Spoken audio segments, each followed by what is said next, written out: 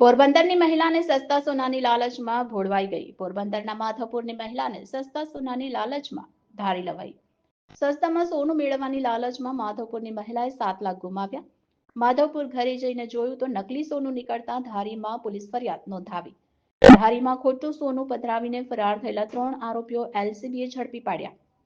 સસ્તામાં સોનું પધરાવતા જૂનાગઢ જિલ્લાના 3 આરોપીઓ ઝડપાયા. દિલીપ જીવણ સોલંકી, ઈશ્વર ગંગારામ વાઘેલા અને આસિફ ભીખુશાહ રફાઈ ઝડપાયા. અન્ય 4 આરોપી ફરાર થતા પકડી પાડવાની કાર્યવાહી શરૂ. Reporter Bhavesh Vaghela, Smita news, Amreli. હાલમાં ધારી પોલીસ સ્ટેશન ખાતે એક ફરિયાદીને સસ્તું સોનું ખરીદવાની લાલચ આપી તેમને વિશ્વાસમાં લઈ અને તેમને ખોટું સોનું આપી અને તેમની જોડે 10 લાખની છેતરપિંડી કરવામાં આવેલી હતી. ધારી પોલીસ સ્ટેશન ખાતે આ બાબતે તાત્કાલિક ગુનો નોંધવામાં આવેલો હતો અને આ ક્રાઇમમાં ટોટલ 3 આરોપીઓ છે તેમની ધરપકડ કરવામાં આવેલી હતી અને જે ફરિયાદી છે તેમને કુલ 6,40,000નો મુદ્દામાલ પરત આપવામાં આવેલો હતો.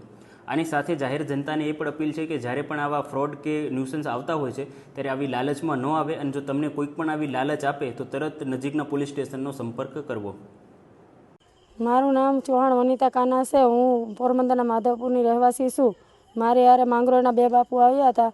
એને કીધું તમને સાસુ સોનું દેવરાવું અને લાલચમાં નાખીને તમે પૈસાનો મેળ કરો. અમે 7 લાખ લઈ અને ધારી લઈ આવ્યા. અમને ધારી આવ્યા એટલે એ લોકોએ અમને સોનું આપ્યું. અમે ઘરે જઈ અને ચેક કરાવ્યું ને 7 લાખ અમારા લઈ લીધા એને. અને ઘરે જઈને ચેક કરાવ્યું તો ખોટું સોનું નીકળ્યું.